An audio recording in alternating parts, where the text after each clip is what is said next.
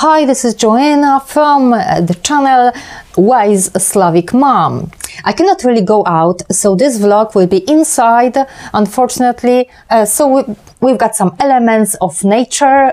Behind me are my cactuses, as some say, and there is fern, if I say correctly. That's a symbol of Slavic faith, I would say. And I've got also some an apple and a pear.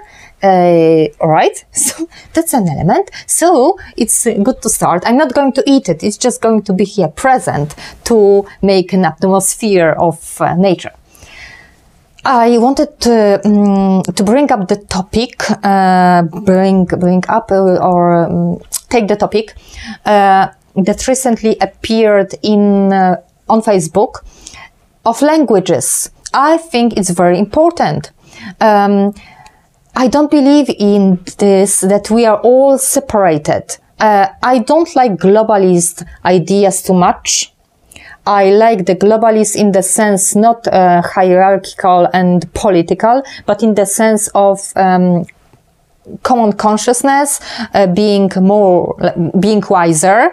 And I think that everybody feels that we are kind of going as a humanity towards that. Erhan, thank you. He called me, he sent me also an article about spiral dynamic.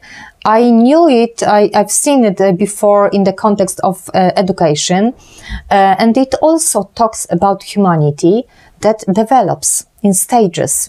We strive to go still on higher and higher and higher levels. And the same happens with our languages. There were some phases, I would say, in humanity. There were some languages that were becoming powerful. Like there was an epoch where there was Latin, very popular. There was French, very popular, especially in Europe, but even in Asia. And then there was English, but that's just recent times. Before, I don't know, like maybe 5,000 years ago or 10,000 years ago, there was Slavic, and Slavic is the very, very old language.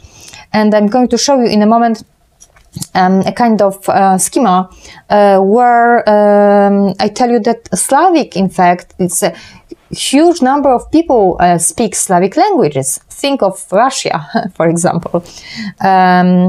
It's kind of a core, heart of Europe, at least, but that's the center of at least European civilization, and Asian, because I'm talking like this is all common, like European and Asian. Meaning Asian, meaning all, like all old countries, like China, Japan, Pakistan, India, Bangladesh, and all this is old, and Thailand, all not Slavic, but old civilization. That's what I think, because America is quite new, right? And the Western Europe, it's also part, I mean, it's a part of Europe, but they are, there was Latin influence, right? But there were many other influences, like Siberian languages, there's Ugro-Finn, or Mongolian, you can say, or Dravidian influence from the south to India, for example. Anyway, I think that it was all going in all directions, right? The languages were just going, there were languages that they were developing, but they were also mixing. Anyway, if somebody is very thoughtful and very precise, he can see the common grounds, common roots, let's say, of some words, in fact, most words. And that's what I wanted to show you now. Here you see Słowiański, I put in Polish, but that's Slavic, Slavic family, Slavic languages, Slavic language, simply. And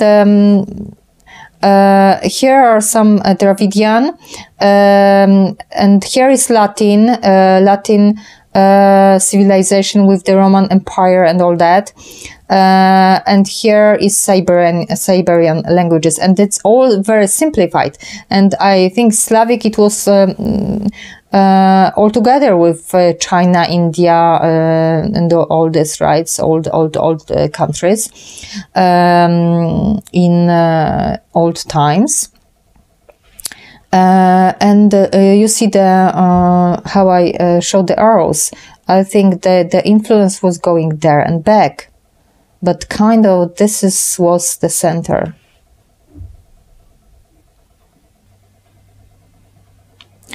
How do I know that this was the center?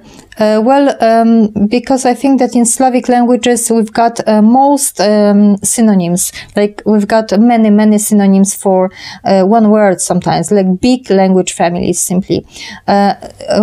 I was discussing recently the word dziękuję, for example, thank you.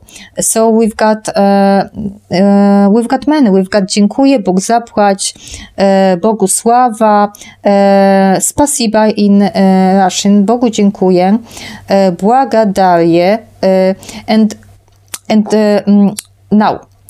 To understand what I'm saying, that those words are all similar on one root, you need to know some phonetics, unfortunately. But I don't think so it's so difficult. You just need to remember that some sounds change. And in different languages, they may get different writing, different letter, and especially that the sound can also change a little. It can be more soft or stronger. I will read you this for you. But that's all phonetic laws. In German, there's, for example, Grimm's law. I have a film about this, and it explains a lot.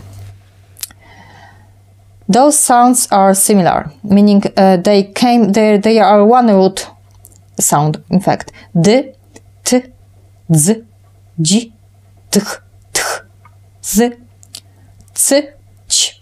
All right, that's all the same.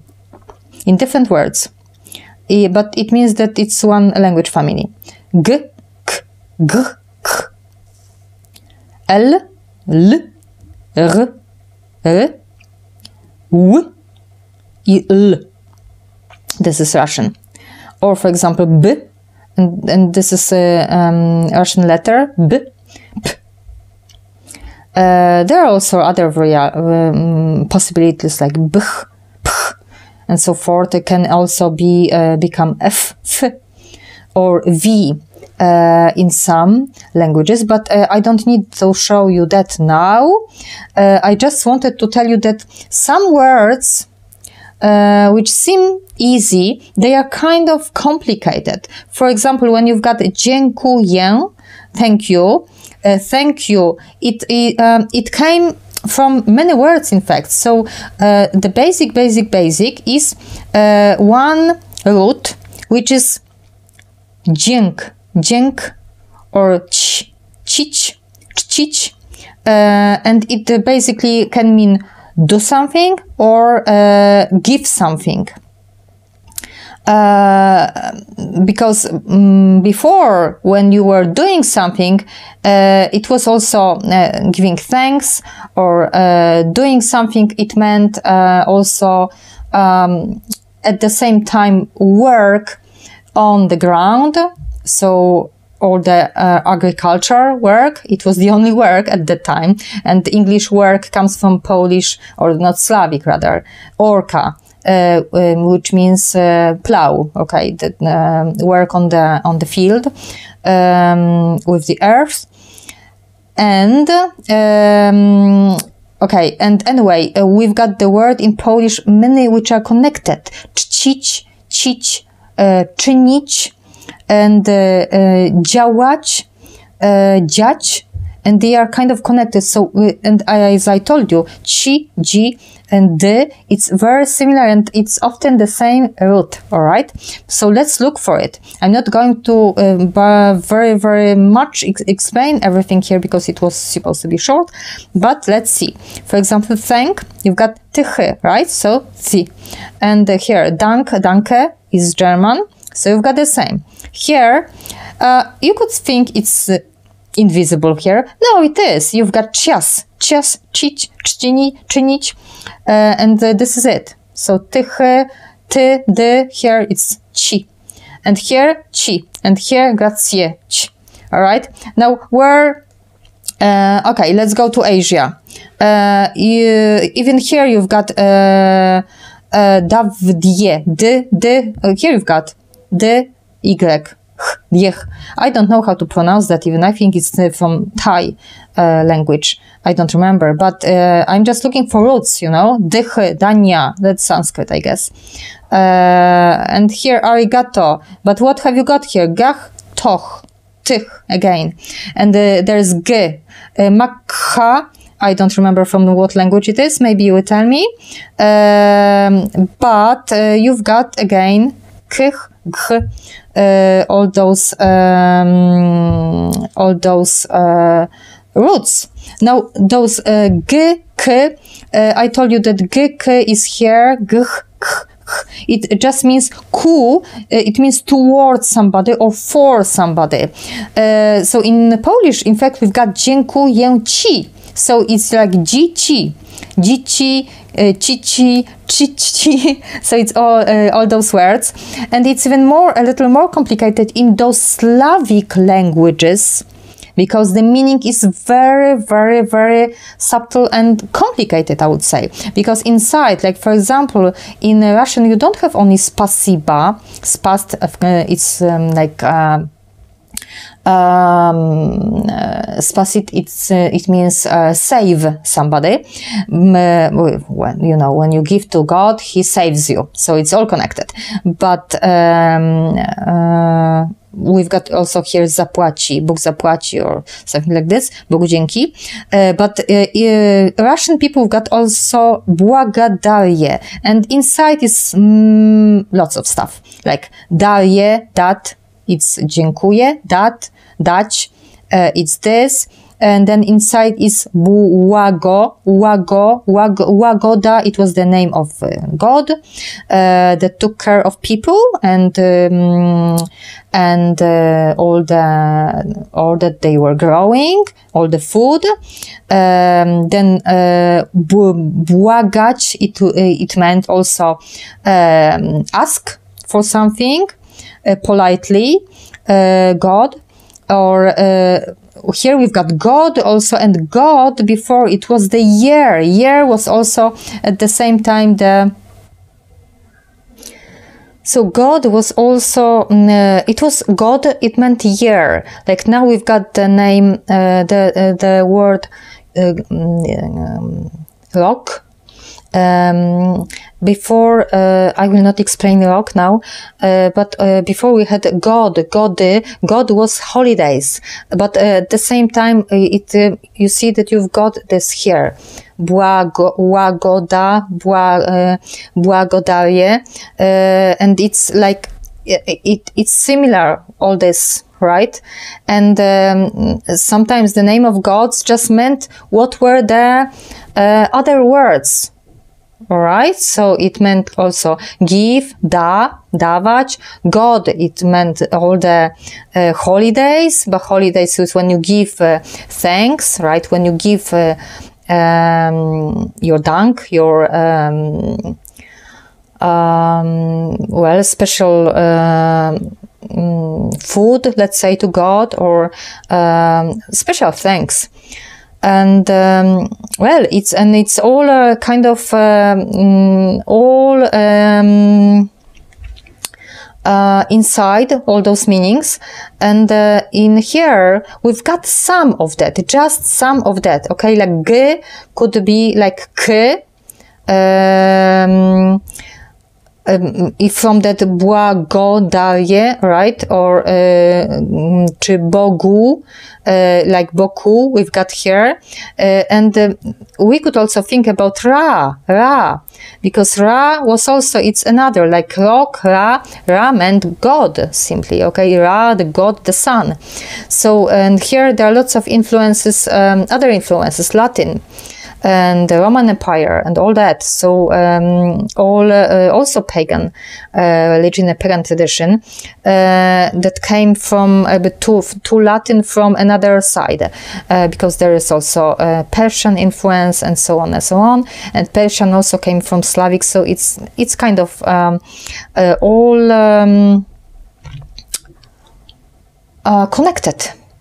All is interconnected, and that's what I wanted to say, that all languages are connected. So all languages are connected, and that's the big truth. And we shouldn't look at differences between us. We should look at similarities. For that, I guess we should change education and teach children